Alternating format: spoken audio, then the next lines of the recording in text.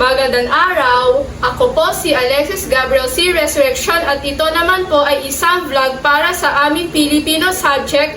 Bago po ang lahat ay subscribe kayo to my YouTube channel. Ang vlog na ito ay tungkol sa pandiwa at mga aspekto. Pero ano na ba ang pandiwa? Ang pandiwa ay bahagi ng pananalita na nagsasaad ng salitang kilos. Ang aspekto nito ay panagdaan o perpektibo, pangkasalukuyan o imperpektibo, panhinaharap o kontemplatibo. At ngayon naman, magbibigay ako ng halimbawa ng pandiwa sa iba't ibang aspekto dahil dalawa lang kanina akin nanay dito sa bahay.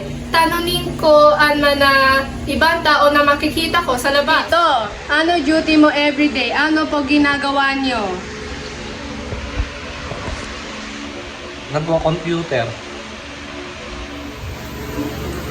Yes. Magandang araw po, Lola Chicken. Ano po ginagawa nyo? Nakahiga. Okay, thank you po. Sana ako kay Mami Nimpa. Akyat na ako sa taas.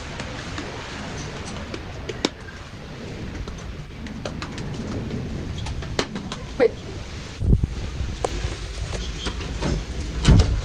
Mami Nimpa? Ano ginagawa mo, Mami Nimpa? Nakahiga.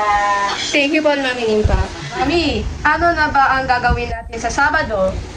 Ha? Tayo'y mag-grocery. Kumain muna ako bago ko matapusin ng vlog. Salamat po sa ulitin. Please watch again.